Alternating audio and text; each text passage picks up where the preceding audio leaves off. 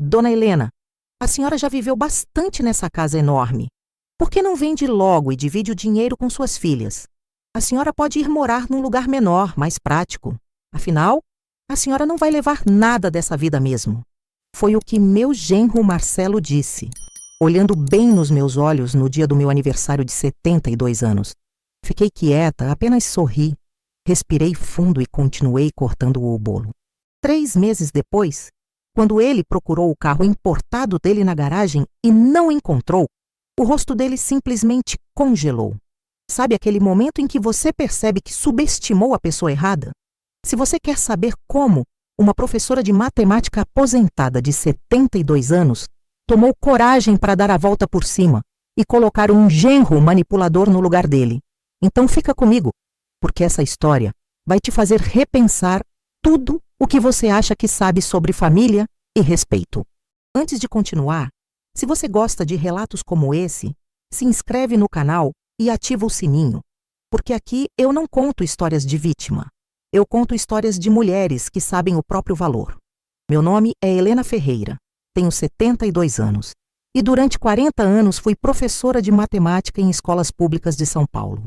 Lecionei em 3 colégios diferentes ao longo da minha carreira, acordando às 5:30 da manhã todos os dias, pegando metrô lotado na estação Sumaré, corrigindo provas até tarde da noite, sob a luz fraca da luminária da sala. Meu falecido marido, Antônio Ferreira, era engenheiro civil, homem sério, trabalhador, daqueles que acordava cedo e voltava tarde. Morreu há 8 anos de infarto fulminante enquanto dirigia na Marginal Pinheiros, voltando do trabalho. Foi no dia 23 de abril de 2017, uma terça-feira chuvosa que eu nunca vou esquecer. Deixou 2 filhas, Beatriz e Carolina, na época com 34 e 36 anos.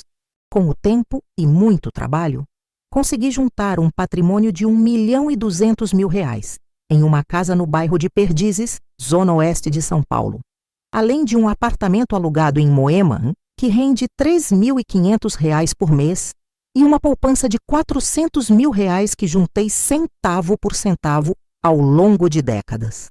Lembro do primeiro ano sem o Antônio como se fosse ontem.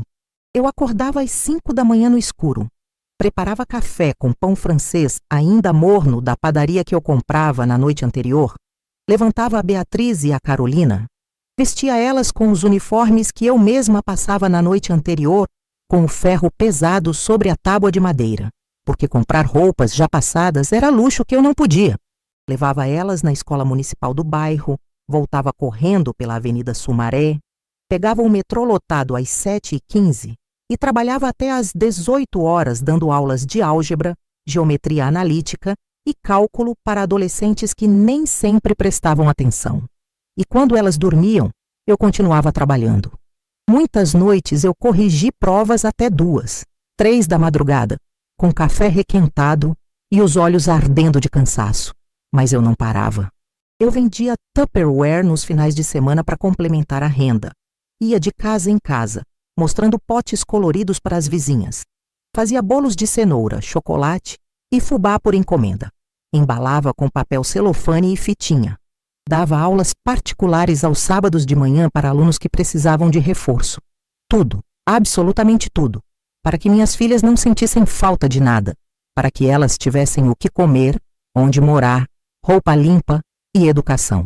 Quando a Beatriz decidiu fazer faculdade de medicina na Universidade de São Paulo, a USP, aquele sonho imenso que ela tinha desde os 15 anos, eu vendi o único sítio que tinha herdado dos meus pais em Atibaia. Um pedaço de terra com 3 alqueires, casa simples de 3 quartos e pomar de jabuticabas, avaliado na época em R$250.000. Usei cada centavo para pagar os 6 anos de curso, material didático, livros grossos de anatomia e farmacologia, jaleco branco, estetoscópio e estágios não remunerados. Foram mais de R$500.000 investidos ao longo de 20 anos para garantir que minhas 2 filhas tivessem estudo de qualidade, casa própria quando se casassem e estabilidade financeira.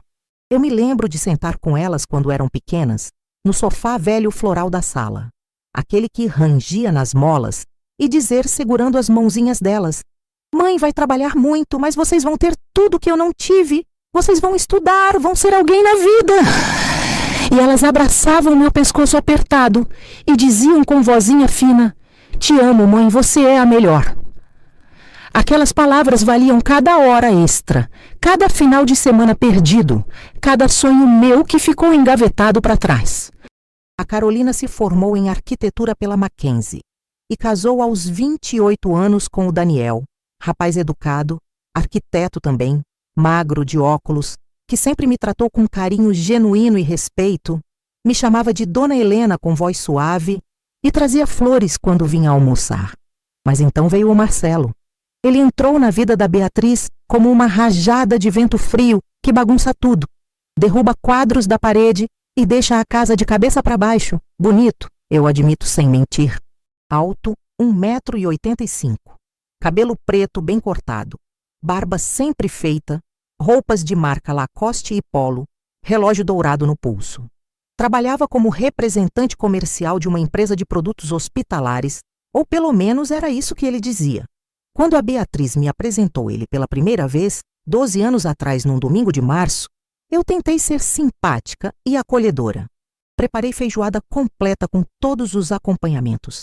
Arrumei a mesa com a toalha de linho bordada que minha mãe me deu no meu casamento. Botei os guardanapos de tecido dobrados em triângulo e as taças de vidro que eu só usava em ocasiões especiais. Mas o Marcelo mal tocou na comida. Ficou o tempo todo mexendo no celular, com cara de quem estava entediado, mandando mensagens, escrolando e fazendo comentários sutis que me incomodaram desde o primeiro segundo. Ah, Beatriz me falou que a senhora é professora de escola pública. Que charmoso! Deve ser gratificante trabalhar com crianças carentes, né? O tom não era de elogio sincero. Era de deboche mal disfarçado. Daqueles que você sente na pele, mas não consegue provar.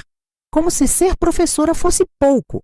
Como se 40 anos de dedicação ensinando matemática não valessem nada.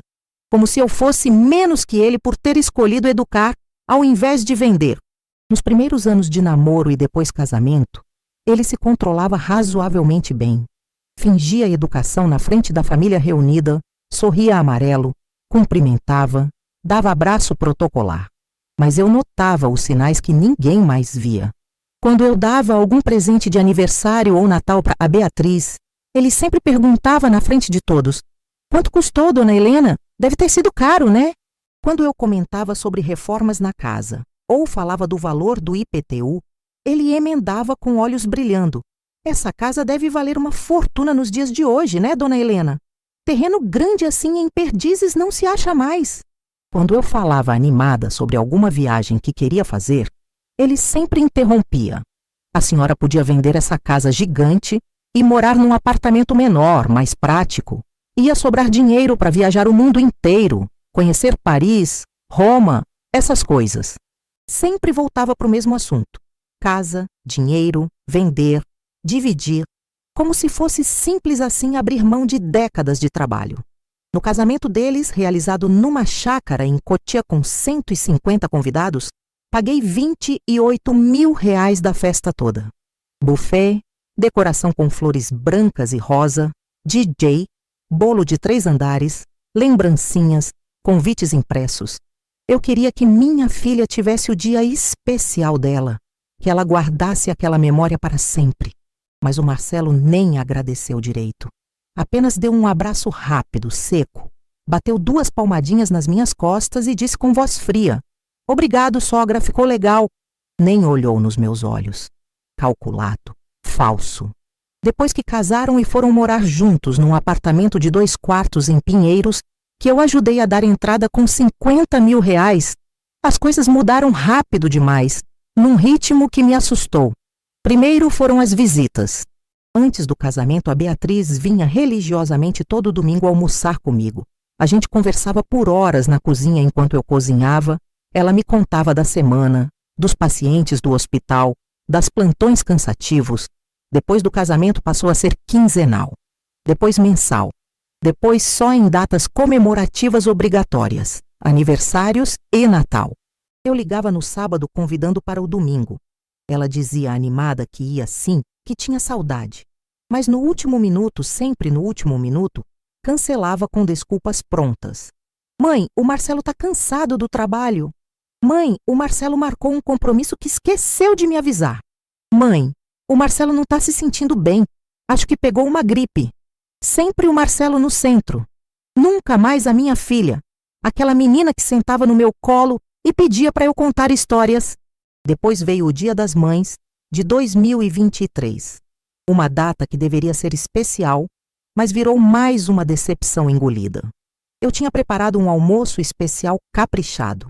Bacalhau à Gomes de Sá, aquele que a Beatriz adorava desde pequena, com batatas em rodelas finas, cebola caramelizada, ovos cozidos e azeitonas pretas.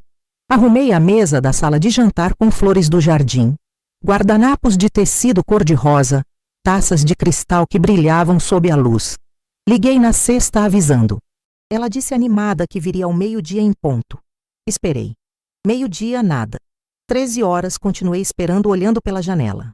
15 horas, o bacalhau já estava frio, as batatas murchas. Recebi mensagem seca no WhatsApp. Mãe, não deu para ir hoje. O Marcelo não tá legal. Acho que comeu algo estragado. Meu coração apertou, mas eu respondi. Tudo bem, melhoras para ele. No dia seguinte, segunda-feira de manhã, abri o Instagram para ver fotos dos netos e vi uma foto deles. Restaurante chique no Itaim Bibi. Ela de vestido vermelho decotado, ele sorrindo largo, taça de vinho tinto na mão, prato de filé mignon à frente. A legenda dizia: melhor dia das mães comemorando com meu amor.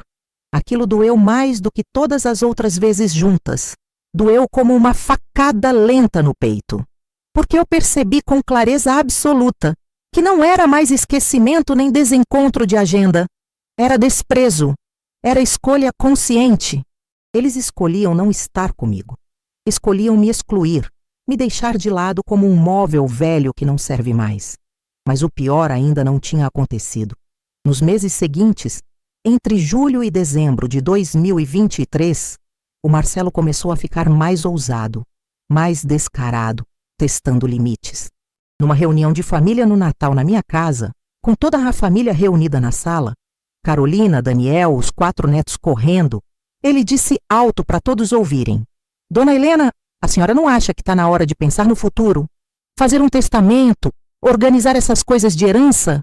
A gente nunca sabe o dia de amanhã, né? Fingi que não ouvi direito e mudei de assunto rapidamente.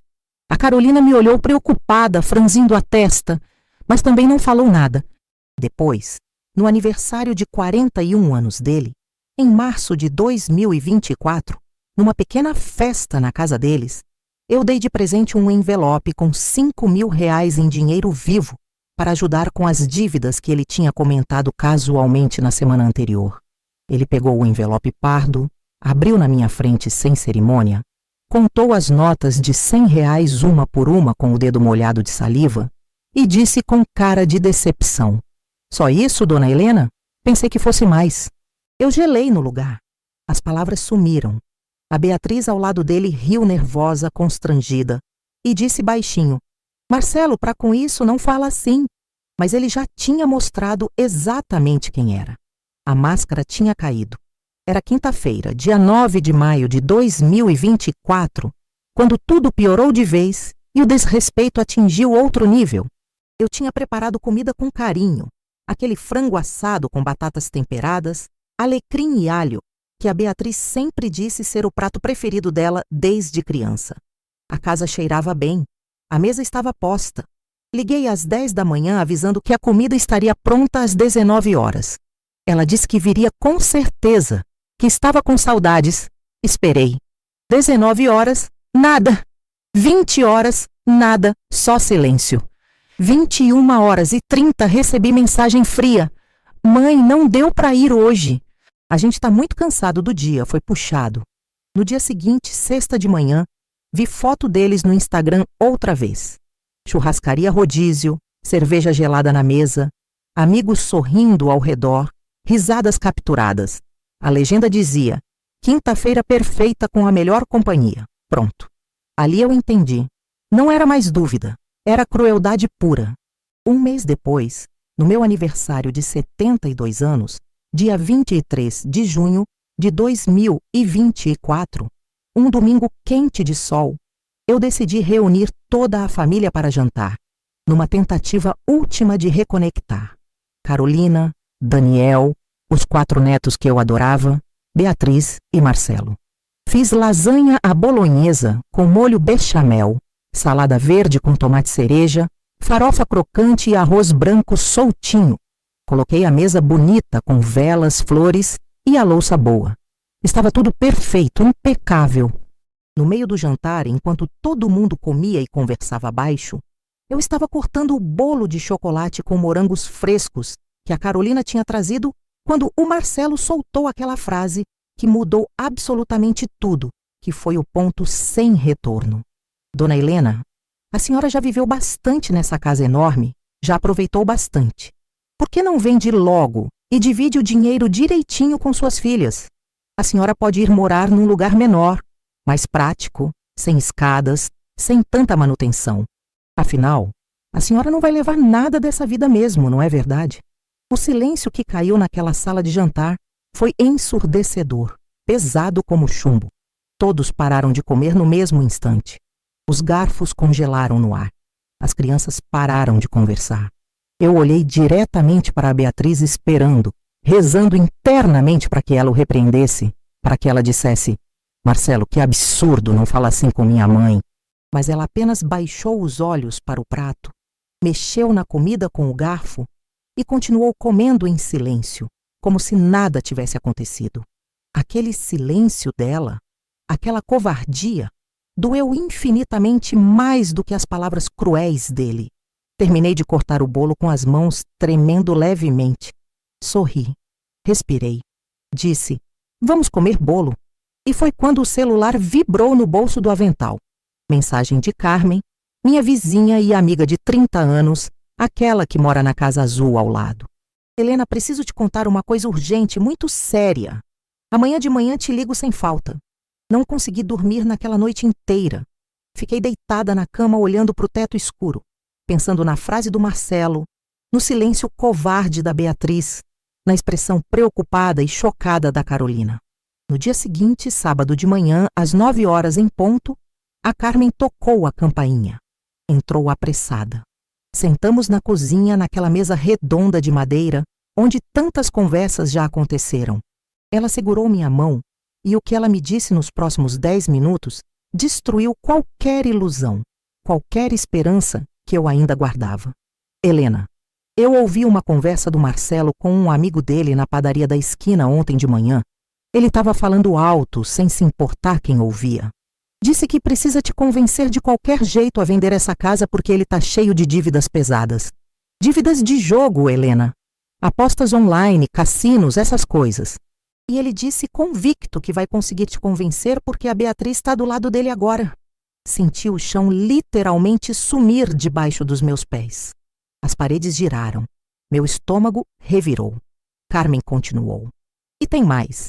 Ele comentou que você é velha, que não vai durar muito mais tempo mesmo, então é melhor pegar o dinheiro agora enquanto dá. Aquelas palavras foram como veneno. Chorei ali mesmo, na frente da minha amiga. Chorei de raiva, de dor, de decepção profunda. Nos dias seguintes, tomei uma decisão que mudaria tudo.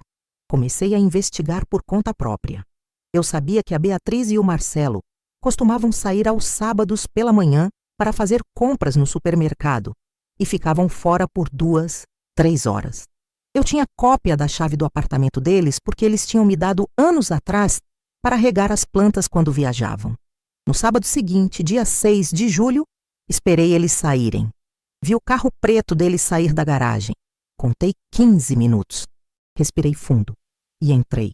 Meu coração batia tão forte que eu ouvia o barulho nos ouvidos. Fui direto para o quarto de hóspedes, onde eles guardavam papéis e documentos. Dentro de uma pasta azul escondida no armário, embaixo de cobertores velhos, encontrei papéis que me fizeram tremer da cabeça aos pés. Contratos de empréstimo com juros altíssimos, recibos de casas de apostas online, extratos bancários mostrando transferências absurdas de R$50 mil, 80 mil, 120 mil para sites de cassino com nomes estrangeiros. E pior, muito pior, encontrei um documento falsificado grosseiramente com a minha assinatura. Era uma procuração dando poderes plenos ao Marcelo para usar minha casa, meu bem mais precioso, como garantia em um empréstimo de R$ 200 mil no Banco Santander, Agência Paulista. A assinatura era tão mal feita, tão claramente falsa, que até uma criança de 10 anos perceberia que não era minha letra. Mas ele tinha tentado, tinha ousado, tinha cruzado todas as linhas. Tirei foto de absolutamente tudo com o celular. Mãos tremendo tanto que precisei segurar o pulso com a outra mão para a imagem sair nítida. Coração acelerado batendo no peito como tambor. Suor frio escorrendo pelas costas molhando a blusa. Guardei tudo exatamente como estava. Saí de lá antes que eles voltassem. Tranquei a porta, desci as escadas correndo. Cheguei em casa e desabei no sofá velho da sala. Chorei. Chorei alto, sozinha, por horas. Chorei pela filha que eu criei com tanto amor, pela confiança quebrada em 1000 pedaços, pelos anos de sacrifício que pareciam não valer absolutamente nada. Mas então, no meio das lágrimas salgadas, no meio da dor que rasgava meu peito, veio algo diferente. Veio a raiva. Uma raiva fria, calculada, poderosa, como fogo de gelo. Eu não ia deixar aquele homem me destruir. Eu não ia deixar ele roubar tudo que eu construí com suor e sangue durante 40 anos. Se ele queria guerra, se ele queria me tirar de casa, ia ter guerra. Mas ele não fazia a menor ideia de com quem estava mexendo. Ele subestimou completamente a professora de matemática. Nos dias seguintes, com cautela de detetive, voltei ao apartamento deles mais 3 vezes. Na segunda vez, levei um gravador pequeno, daqueles antigos de voz que comprei numa loja de eletrônicos na rua Santa Ifigênia por R$ 200 e coloquei debaixo da mesa da sala de jantar, preso com fita dupla face. Posicionei bem, testei o alcance e gravei. Gravei tudo. Gravei o Marcelo dizendo para a Beatriz com voz irritada: "Sua mãe é uma egoísta do caramba, Bia. Tá segurando o nosso futuro inteiro só para bancar luxo de velha que mora sozinha numa casa de 1 milhão." Gravei ele dizendo com voz fria, sem nenhum remorso: "A gente precisa dar um jeito definitivo nela, Bia. Convencer ela de qualquer forma. Ela não vai durar para sempre mesmo, mas enquanto isso a gente se ferra aqui pagando dívida, vivendo apertado, sem poder ter nada." Gravei a Beatriz respondendo com a voz fraca, insegura, quase chorosa: "Marcelo, eu não sei. É minha mãe. Não consigo fazer isso com ela. Me sinto mal." E gravei ele retrucando com rispidez: "É sua mãe. Mas e a gente, Bia? Você não pensa em nós? Você não pensa no nosso futuro? Ela já viveu, já teve a vida dela." Cada palavra gravada naquele aparelhinho era uma facada lenta e profunda no meu coração. Mas eu precisava daquilo. Precisava das provas irrefutáveis. Precisava mostrar para todo mundo quem aquele homem realmente era por trás da máscara bonita. 1 mês depois, no meu aniversário de 72 anos, dia 23 de junho de 2024, um domingo quente de sol, eu decidi reunir toda a família para jantar, numa tentativa última de reconectar. Carolina, Daniel, os 4 netos que eu adorava, Beatriz e Marcelo. Fiz lasanha à bolonhesa com molho bechamel, salada verde com tomate cereja, farofa crocante e arroz branco soltinho.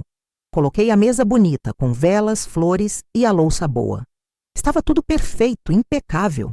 No meio do jantar, enquanto todo mundo comia e conversava baixo, eu estava cortando o bolo de chocolate com morangos frescos que a Carolina tinha trazido, quando o Marcelo soltou aquela frase que mudou absolutamente tudo, que foi o ponto sem retorno. "Dona Helena, a senhora já viveu bastante nessa casa enorme, já aproveitou bastante. Por que não vende logo e divide o dinheiro direitinho com suas filhas? A senhora pode ir morar num lugar menor, mais prático, sem escadas, sem tanta manutenção. Afinal, a senhora não vai levar nada dessa vida mesmo, não é verdade?" O silêncio que caiu naquela sala de jantar foi ensurdecedor, pesado como chumbo. Todos pararam de comer no mesmo instante. Os garfos congelaram no ar. As crianças pararam de conversar. Eu olhei diretamente para Beatriz esperando, rezando internamente para que ela o repreendesse, para que ela dissesse: Marcelo, que absurdo, não fala assim com minha mãe. Mas ela apenas baixou os olhos para o prato, mexeu na comida com o garfo e continuou comendo em silêncio, como se nada tivesse acontecido. Aquele silêncio dela, aquela covardia, doeu infinitamente mais do que as palavras cruéis dele. Terminei de cortar o bolo com as mãos tremendo levemente. Sorri, respirei.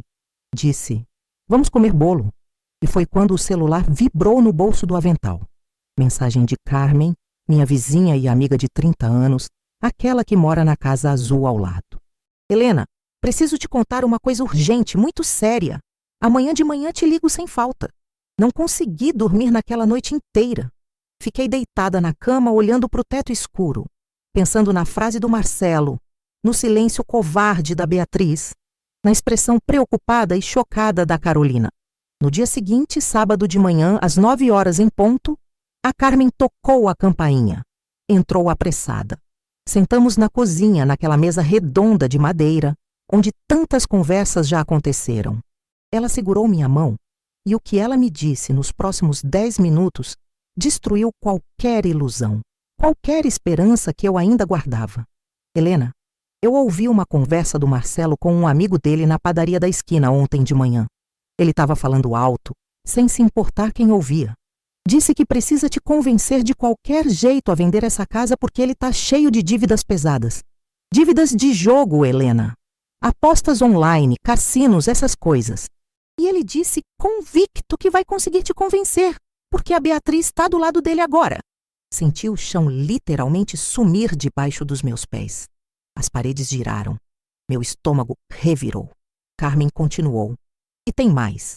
Ele comentou que você é velha, que não vai durar muito mais tempo mesmo.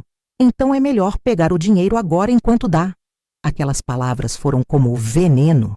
Chorei ali mesmo, na frente da minha amiga. Chorei de raiva, de dor, de decepção profunda. Nos dias seguintes, tomei uma decisão que mudaria tudo. Comecei a investigar por conta própria. Eu sabia que a Beatriz e o Marcelo costumavam sair aos sábados pela manhã para fazer compras no supermercado e ficavam fora por 2, 3 horas. Eu tinha cópia da chave do apartamento deles porque eles tinham me dado anos atrás para regar as plantas quando viajavam. No sábado seguinte, dia 6 de julho, esperei eles saírem. Vi o carro preto deles sair da garagem. Contei 15 minutos. Respirei fundo e entrei. Meu coração batia tão forte que eu ouvia o barulho nos ouvidos. Fui direto para o quarto de hóspedes, onde eles guardavam papéis e documentos. Dentro de uma pasta azul escondida no armário, embaixo de cobertores velhos, encontrei papéis que me fizeram tremer da cabeça aos pés. Contratos de empréstimo com juros altíssimos, recibos de casas de apostas online, extratos bancários mostrando transferências absurdas de R$50 mil, 80 mil, 120 mil para sites de cassino com nomes estrangeiros. E pior, muito pior, encontrei um documento falsificado grosseiramente com a minha assinatura. Era uma procuração dando poderes plenos ao Marcelo para usar minha casa, meu bem mais precioso, como garantia em um empréstimo de R$200 mil no Banco Santander, Agência Paulista. A assinatura era tão mal feita, tão claramente falsa, que até uma criança de 10 anos perceberia que não era minha letra. Mas ele tinha tentado, tinha ousado, tinha cruzado todas as linhas. Tirei foto de absolutamente tudo com o celular. Mãos tremendo tanto que precisei segurar o pulso com a outra mão para a imagem sair nítida. Coração acelerado batendo no peito como tambor.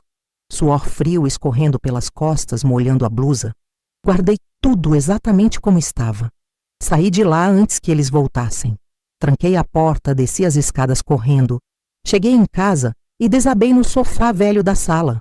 Chorei. Chorei alto, sozinha, por horas. Chorei pela filha que eu criei com tanto amor, pela confiança quebrada em 1000 pedaços, pelos anos de sacrifício que pareciam não valer absolutamente nada. Mas então, no meio das lágrimas salgadas, no meio da dor que rasgava meu peito, veio algo diferente. Veio a raiva. Uma raiva fria, calculada, poderosa, como fogo de gelo. Eu não ia deixar aquele homem me destruir. Eu não ia deixar ele roubar tudo que eu construí com suor e sangue durante 40 anos. Se ele queria guerra, se ele queria me tirar de casa, ia ter guerra. Mas ele não fazia a menor ideia de com quem estava mexendo. Ele subestimou completamente a professora de matemática.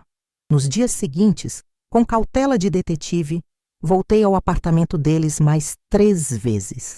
Na segunda vez, levei um gravador pequeno, daqueles antigos de voz que comprei numa loja de eletrônicos na rua Santa Ifigênia por R$ 200 e coloquei debaixo da mesa da sala de jantar, preso com fita dupla face. Posicionei bem, testei o alcance e gravei. Gravei tudo. Gravei o Marcelo dizendo para a Beatriz com voz irritada: "Sua mãe é uma egoísta do caramba, Bia. Tá segurando o nosso futuro inteiro só para bancar luxo de velha que mora sozinha numa casa de 1 milhão." Gravei ele dizendo com voz fria, sem nenhum remorso: "A gente precisa dar um jeito definitivo nela, Bia. Convencer ela de qualquer forma. Ela não vai durar para sempre mesmo, mas enquanto isso a gente se ferra aqui pagando dívida, vivendo apertado, sem poder ter nada." Gravei a Beatriz respondendo com a voz fraca, insegura, quase chorosa: "Marcelo, eu não sei. É minha mãe. Não consigo fazer isso com ela. Me sinto mal." E gravei ele retrucando com rispidez: "É sua mãe. Mas e a gente, Bia? Você não pensa em nós? Você não pensa no nosso futuro? Ela já viveu, já teve a vida dela."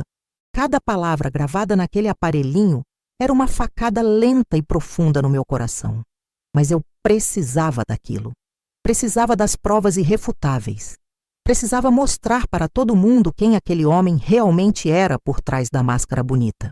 No dia 15 de julho de 2024, uma segunda-feira nublada, marquei reunião urgente com o Dr. Roberto Almeida, advogado respeitado que conhecia há 25 anos, desde que ele era estagiário num escritório pequeno, e eu dava aulas particulares de matemática para o filho dele, que tinha dificuldade com números. Cheguei ao escritório dele na Avenida Brigadeiro Faria Lima às 10 da manhã. Contei tudo, absolutamente tudo, sem omitir nenhum detalhe. Mostrei as fotos dos documentos falsificados ampliadas no celular. Passei uma por uma. Mostrei os extratos bancários dele com as transferências para casas de apostas. Coloquei o gravador na mesa e dei play. Ele ouviu tudo em silêncio absoluto, sério, tomando notas detalhadas num caderno preto de capa dura. Quando terminei, depois de 40 minutos de relato, ele tirou os óculos de grau, esfregou os olhos cansados, suspirou fundo e disse olhando direto nos meus olhos: "Helena, você tem um caso seríssimo aqui. Falsificação de documento público é crime previsto no Código Penal, artigo 298. Tentativa de estelionato também. Isso dá cadeia. Mas você precisa agir extremamente rápido e com inteligência cirúrgica. Se ele perceber minimamente que você sabe de tudo, pode destruir as provas, fugir ou criar alguma versão alternativa." Então, ele pegou uma folha em branco e começou a desenhar o plano, passo a passo, friamente, calculadamente, como num tabuleiro de xadrez. Naquela noite não preguei o olho. Fiquei deitada na cama, de olhos abertos, olhando para o teto branco do quarto, vendo as sombras das árvores pela janela, pensando em cada detalhe do plano, em cada movimento necessário. Às 4h23 da madrugada exatas, sei por que olhei compulsivamente para o relógio digital vermelho na mesinha de cabeceira, tomei a decisão final e definitiva. Não ia mais recuar. Na segunda-feira seguinte, dia 22 de julho, às 9h da manhã em ponto, entrei no cartório do Tabelião Menezes na Avenida Paulista, 12º andar, sala 1200. Levei todos os documentos originais da casa, RG, CPF, certidões. O Dr. Roberto estava lá me esperando com a papelada toda pronta. Transferi a casa de Perdizes avaliada em R$ 1.200.000 para nome de uma holding familiar que ele tinha criado especialmente para isso. Nessa holding, Carolina e os 4 netos tinham participação legal. Beatriz e Marcelo, absolutamente zero, nada, excluídos completamente. No mesmo dia, à tarde, transferi o apartamento alugado de Moema totalmente para o nome da Carolina com escritura registrada em cartório. No dia seguinte, terça-feira de manhã, fui até o Banco do Brasil, agência Pinheiros. Saquei os R$400 mil da poupança, que estava no Banco Santander havia décadas, e transferi para uma conta nova, digital, que abri em outro banco totalmente diferente, onde nem a Beatriz nem ninguém sabia. Tudo legal, tudo documentado, tudo protegido. E então fiz a jogada final que ele nunca, jamais em 1 milhão de anos esperaria.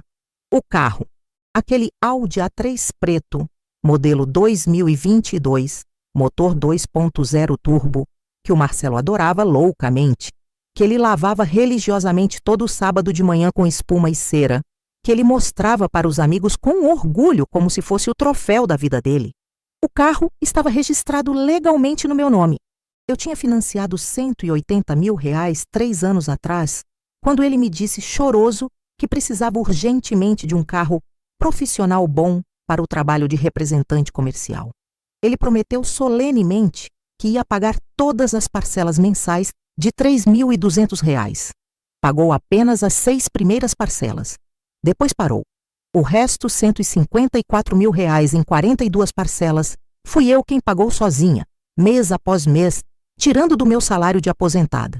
Então, no dia 24 de julho de 2024, uma quarta-feira ensolarada e quente, liguei para uma revendedora de veículos seminovos na Marginal Tietê, que o Dr. Roberto conhecia. Vendi o carro à vista. Embolsei R$120 mil líquidos. Depositei numa terceira conta secreta. E esperei. Durante as próximas 2 semanas inteiras, agi como atriz profissional. Continuei a rotina completamente normal. Atendi às ligações raras da Beatriz, com voz tranquila. Conversava sobre banalidades do dia a dia, clima, novela, notícias. Fingia com perfeição que não sabia de absolutamente nada. O Marcelo continuou usando o carro normalmente, porque ele estava numa viagem de negócios para Curitiba quando vendi e só voltaria no dia 12 de agosto. Mas enquanto eu fingia normalidade por fora, por dentro, o Dr. Roberto preparava meticulosamente tudo. Reuniu cronologicamente todos os documentos. Organizou todas as provas em pastas separadas por categoria. Imprimiu as fotos, transcreveu as gravações palavra por palavra em documento oficial. Registrou o boletim de ocorrência formal na Delegacia da Polícia Civil por falsificação de documento e tentativa de estelionato. Solicitou junto ao juiz medida cautelar judicial para impedir qualquer movimentação dos meus bens. Preparou notificação extrajudicial com AR. Tudo certinho, tudo legal, tudo justo. No domingo, dia 11 de agosto de 2024, véspera do Marcelo voltar de viagem, marquei um almoço especial de família na minha casa. Liguei para todos, disse que era importante, urgente, que precisava falar sobre algo sério com todos reunidos. Carolina e Daniel chegaram 12:00 com os 4 netos animados.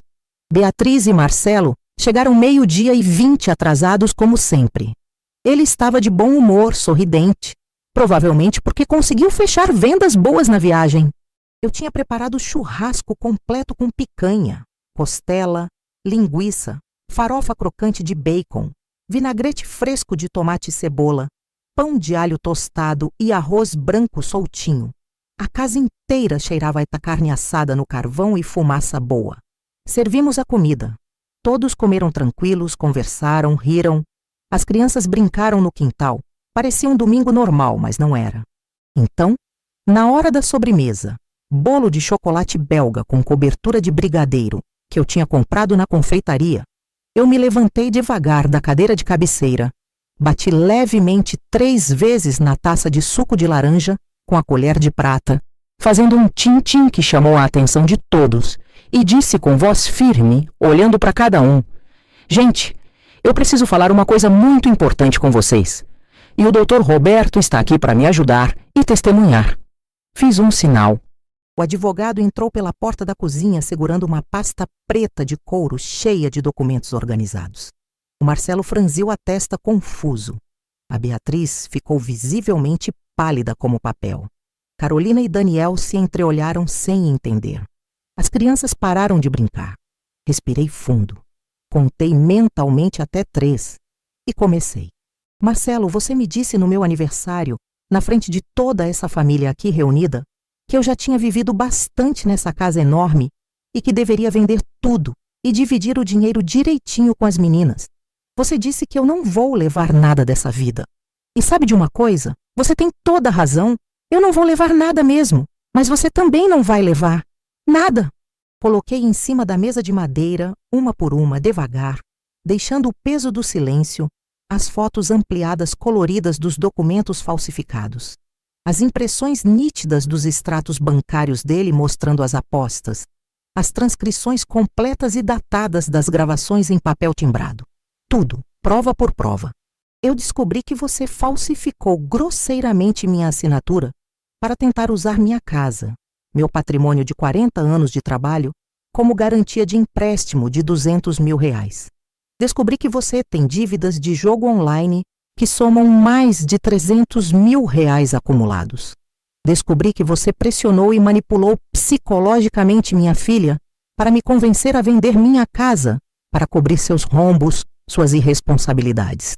E descobri, ouvindo sua própria voz gravada, que você me chamou de velha egoísta que está segurando o futuro de vocês. A voz não tremeu nem um segundo. Os olhos não lacrimejaram. Eu estava absolutamente fria, firme, poderosa. O Marcelo tentou falar. A voz saiu falhada. Dona Helena, eu posso explicar tudo isso? É mal entendido? Você não entendeu o contexto? Levantei a mão no ar, fazendo sinal de pare. Não terminei de falar.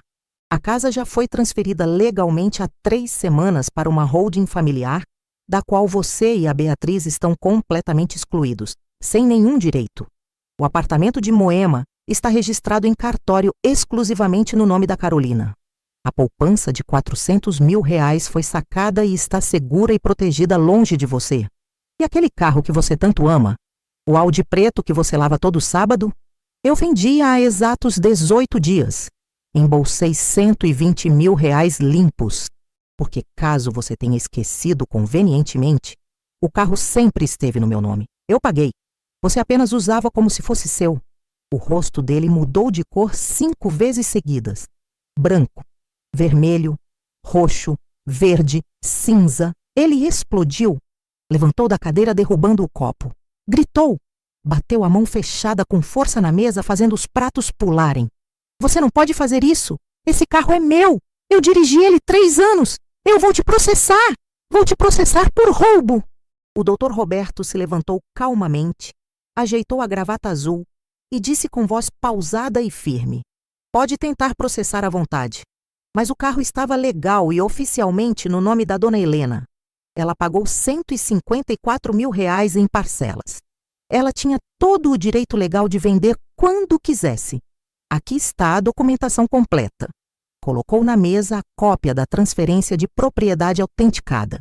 A Beatriz começou a chorar copiosamente. Mãe, você não entende a situação. A gente está com problemas financeiros sérios. A gente precisa de ajuda urgente. Por que você fez isso com a gente sem nem avisar? Olhei bem fundo nos olhos da minha filha. Aquela filha que eu vesti, alimentei, eduquei, paguei faculdade de medicina de 6 anos. Aquela que dormia no meu colo. E disse, com uma calma que nem eu sabia que tinha guardada dentro de mim: Beatriz, eu trabalhei 40 anos da minha vida para ter o que tenho hoje. 40 anos acordando às 5 da manhã, pegando o metrô lotado, corrigindo prova de madrugada. Vendi o sítio dos meus pais, minha única herança, para pagar seus estudos de medicina. Paguei sua faculdade inteira, seu casamento, o carro dele. E tudo que eu recebi em troca foi desprezo, abandono, humilhação e um plano criminoso para me roubar. Você acha mesmo que eu não entendo? Eu entendo perfeitamente. Entendo que vocês não me veem mais como mãe que merece respeito. Me veem como cofre velho que precisa ser aberto. Ela baixou os olhos envergonhada. Tarde demais. Tarde demais. O arrependimento chegou tarde demais. Vocês queriam que eu sumisse? Pois então, eu vou sumir de verdade. Mas vocês é que vão precisar procurar onde morar. Porque o apartamento que vocês alugam em Pinheiros era meu. O contrato vence semana que vem, dia 18 de agosto, E eu não vou renovar. Avisei o proprietário ontem. O dinheiro que eu dava mensalmente para ajudar nas contas de luz, água, condomínio, acabou. A ajuda financeira que vocês sempre pediram, acabou. Vocês agora vão ter que se virar completamente sozinhos, como adultos de verdade deveriam fazer. O silêncio que caiu naquela sala de jantar era denso, pesado, sufocante como chumbo derretido. Ninguém ousava falar uma palavra, nem respirar alto. Até os talheres pararam de fazer barulho. As crianças olhavam assustadas sem entender. O Dr. Roberto entregou para o Marcelo um envelope pardo, grande, lacrado. Isso aqui é uma notificação extrajudicial registrada com AR e cópia autenticada do boletim de ocorrência registrado na Polícia Civil por falsificação de documento público e tentativa de estelionato. Você tem exatos 10 dias corridos para apresentar defesa formal por escrito. Caso contrário, seguiremos automaticamente com o processo criminal completo. O Marcelo pegou o envelope com a mão tremendo visivelmente. Tentou falar, abriu a boca, mas não saiu som nenhum. Estava completamente acabado, derrotado, humilhado publicamente. Levantei da cadeira devagar, peguei minha bolsa de couro marrom, coloquei no ombro e disse antes de sair da sala pela última vez: eu vou para Florianópolis amanhã mesmo. Sempre quis morar lá, pertinho do mar, ouvindo o barulho de onda. Vou recomeçar minha vida aos 72 anos, longe de quem não me valoriza. E vocês? Vocês vão ter que aprender sozinhos que respeito não se implora, se conquista ou se abandona de vez. Saí da minha própria casa, entrei no Uber preto que já estava me esperando na porta com as malas no porta-malas e fui embora sem olhar para trás. Nenhuma vez. Nunca mais. 6 meses se passaram desde aquele domingo de agosto. E nesse tempo, muita coisa mudou radicalmente. Para eles e para mim. O Marcelo tentou desesperadamente entrar com processo contra mim, alegando que eu tinha agido de má fé ao vender o carro sem avisar. O juiz da Vara Cível negou liminarmente o pedido em exatas 2 semanas. Fundamentação simples. O carro estava legalmente registrado no meu nome. Eu tinha pago todas as parcelas comprovadamente. Eu tinha todo o direito legal de vender quando bem entendesse. Fim de papo. Caso encerrado. Mas o processo criminal por falsificação de documento e tentativa de estelionato seguiu firme em frente. O Dr. Roberto apresentou metodicamente todas as provas documentais. As fotos ampliadas dos documentos falsificados com análise grafotécnica, provando que não era minha assinatura. As gravações transcritas e autenticadas em cartório. Os extratos bancários mostrando as transferências milionárias para sites de apostas ilegais. Os testemunhos da Carmen e de vizinhos. Tudo organizado cronologicamente em pasta azul com divisórias. Marcelo tentou se defender, contratando um advogado caríssimo que cobrou R$60 mil de honorários adiantados. Argumentou que era só um mal-entendido gigante, que nunca teve real intenção de me prejudicar, que a assinatura foi um erro administrativo de um funcionário do banco. Mas as provas eram cristalinas demais, incontestáveis, irrefutáveis. Em março de 2025, 7 meses depois do confronto, o juiz criminal condenou o Marcelo definitivamente a pagar multa pesada de R$50 mil para o Estado e prestar 300 horas de serviços comunitários em hospital público aos finais de semana. Além disso, ele ficou com o nome completamente sujo, negativado em todos os órgãos de proteção ao crédito, SPC, Serasa, Boa Vista, por causa das dívidas astronômicas de jogo que eu expus publicamente durante o processo para proteger minhas filhas e netos. Os bancos bloquearam imediatamente todas as contas dele. Cartões de crédito cancelados.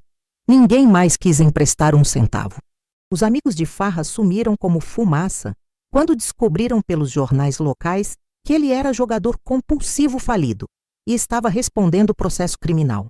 A família dele, aquela de classe média alta que sempre se achou superior, que morava em Alphaville, em condomínio fechado de luxo, cortou relações completamente. A mãe dele ligou uma única vez para Beatriz, dizendo friamente: "Meu filho fez escolhas terríveis e agora vai colher o que plantou. Não posso mais ajudar." Ele perdeu absolutamente tudo em sequência. O emprego que tinha finalmente conseguido como representante comercial numa empresa farmacêutica, perdeu quando o gerente de RH descobriu da condenação criminal durante verificação de antecedentes. Demitido por justa causa, sem direito a nada. O apartamento de 2 quartos que alugavam em Pinheiros por R$ 3.800 mensais, tiveram que sair porque não conseguiam mais pagar aluguel, luz, água, condomínio. Foram morar numa kitnet minúscula de 40 metros quadrados na zona leste de São Paulo, bairro de Itaquera, longe de tudo que conheciam, pegando ônibus lotado, metrô cheio. Uma queda brusca e dolorosa. A Beatriz, coitada da minha filha, levou meses inteiros para abrir os olhos de verdade. Mas quando abriu, abriu completamente. Descobriu através de extratos bancários escondidos que o Marcelo tinha acumulado e escondido dela mais de R$ 200 mil em dívidas secretas de jogos online, cassinos, apostas esportivas. Descobriu que ele tinha vendido escondido joias valiosas que ela tinha herdado da avó paterna, um colar de ouro com pingente de esmeralda e brincos de pérola para pagar apostas perdidas. Descobriu que ele tinha mentido descaradamente sobre dezenas de viagens de trabalho para ir escondido em cassinos clandestinos na região metropolitana de São Paulo. E pior, muito pior, descobriu em julho de 2025 que ele tinha um caso extraconjugal com uma mulher de 30 anos loira que conheceu num site de apostas online. Prints de conversas íntimas no WhatsApp, fotos comprometedoras, promessas românticas de futuro juntos. Tudo veio à tona de uma vez quando a própria amante mandou mensagens para a Beatriz expondo tudo. Foi a gota d'água final que transbordou o copo. Em setembro de 2025, ela entrou com um pedido oficial de divórcio litigioso, sem acordo amigável, sem conversa. Ela queria distância total, queria liberdade, queria recomeçar. O divórcio saiu oficialmente registrado em cartório em dezembro de 2025. Beatriz ficou com a guarda integral dos 2 filhos, meninos de 8 e 10 anos. O Marcelo ficou com visitas quinzenais, supervisionadas por assistente social e pensão alimentícia de R$ 2.000 mensais, que ele mal consegue pagar, trabalhando como entregador de aplicativo. Ela voltou a trabalhar como médica plantonista num hospital público em São Paulo. Jornada pesada e puxada de 12 horas, mas honesta e digna. Está refazendo a vida, devagar, com dignidade reconquistada. E em janeiro de 2026, 1 ano e meio depois de tudo, ela me ligou chorando compulsivamente, voz embargada, soluçando. Mãe, eu fui completamente cega, eu fui idiota, eu escolhi o homem errado e te magoei de um jeito que eu nunca, jamais vou conseguir consertar totalmente. Mas eu tô te pedindo de joelhos, se você puder, me dá uma chance, só uma última chance, de mostrar que eu mudei, que eu aprendi, que eu reconheço meus erros. Chorei também do outro lado da linha, porque dói profundamente. Dói ver uma filha que você criou com tanto amor, fazendo escolhas tão ruins, tão destrutivas, mas também porque eu a amava. Sempre amei. E o amor de mãe, por mais machucado, ferido, rasgado que esteja, não some completamente. Hoje, aos 73 anos completados em junho, eu acordo todos os dias às 7 da manhã em Florianópolis, no meu apartamento confortável de 2 quartos, com sacada e vista direta para o mar azul turquesa, na Praia dos Ingleses, norte da ilha. Tomo café da manhã tranquilo na varanda de madeira, sentindo a brisa fresca e salgada do Oceano Atlântico no rosto, ouvindo o barulho relaxante das ondas quebrando na areia dourada. Às 8 horas, vou caminhar na beira da praia com a Carmen, que se mudou para cá 6 meses depois de mim, porque também sempre quis morar perto do mar. A gente caminha 5 quilômetros toda manhã, conversa, ri, plana o dia. Às 10, volto para casa, tomo banho quente relaxante e vou para a minha pousada.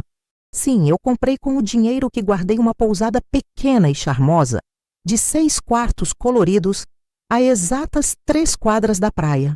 Investi R$ 200 mil e reformei tudo com muito bom gosto. piso novo, pintura, móveis confortáveis, roupas de cama limpas. Hoje ela está sempre cheia de hóspedes, principalmente no verão entre dezembro e março. Famílias, casais, grupos de amigos. Eu adoro receber, conversar, indicar praias, restaurantes, passeios. E sabe o que eu aprendi com tudo isso que passei? Aprendi que idade não é desculpa nenhuma para aceitar desrespeito. Aprendi que família verdadeira não é quem tem o mesmo sangue correndo nas veias, mas quem te trata com dignidade e carinho genuíno. Aprendi que recomeçar aos 72 anos não só é possível, como pode ser absolutamente libertador e revigorante. Aprendi que dinheiro guardado não é egoísmo mesquinho, é segurança e previdência. E que quem te ama de verdade, de coração, não te pressiona a abrir mão do que é legitimamente seu. A Helena de 8 anos atrás, aquela que aceitava migalhas de afeto e fingia não ver o desrespeito gritante, não existe mais. Morreu. Hoje eu sou a Helena que sabe dizer não com firmeza, que sabe se defender com inteligência, que sabe que sumir, quando absolutamente necessário, não é covardia nem fuga, é escolher a paz interior. A Beatriz me visita religiosamente uma vez por mês com os 2 netos lindos. A gente toma sorvete de casquinha na beira da praia, brinca na areia fazendo castelos, conversa sobre a vida com sinceridade. A relação ainda está se reconstruindo tijolo por tijolo, devagar, com muito respeito mútuo, sem pressa, sem pressão. A Carolina vem todo feriado prolongado com o Daniel e os 2 filhos adolescentes. Ficam hospedados gratuitamente na pousada, me ajudam nas tarefas diárias, cozinhamos juntos, rimos muito. É bom, é leve. É o que família deveria ser sempre desde o começo. O Marcelo? Não sei dele, não quero saber, não me interessa. Ouvi dizer através da Beatriz, que está morando com a mãe idosa numa casa em Osasco, tentando se reerguer devagar, fazendo terapia para vício em jogos. Espero sinceramente de coração que ele consiga se recuperar e virar o jogo. Mas longe de mim, muito longe. Para sempre. Se essa história tocou seu coração de alguma forma, se você se viu em algum momento específico dessa jornada difícil, se você já passou por algo parecido, ou conhece alguém próximo que está passando por situação similar de desrespeito familiar, deixe seu comentário aqui embaixo contando sua história e de onde você está assistindo. Compartilha comigo, eu leio todos. E se conhece alguém que precisa urgentemente ouvir essa mensagem, que dignidade não tem idade, que nunca é tarde demais para dar a volta por cima e recomeçar, compartilha esse vídeo com essa pessoa. Pode salvar alguém. Deixa seu like se a história te impactou. Se inscreve no canal se ainda não é inscrito e ativa o sininho das notificações para não perder as próximas histórias reais e emocionantes. Porque aqui a gente não conta histórias vazias e superficiais. A gente conta histórias que transformam, que ensinam lições valiosas, que lembram você de quem você realmente é por dentro. Histórias de gente que não aceitou ser pisada, que lutou com inteligência, que venceu com dignidade. Um abraço enorme e forte de Florianópolis, direto da beira do mar. E lembre-se sempre, respeito não se implora de joelhos, se conquista com atitudes ou se abandona com coragem. E sumir quando absolutamente necessário não é covardia nem fraqueza. É coragem pura de recomeçar do zero. Até a próxima história. Fiquem com Deus.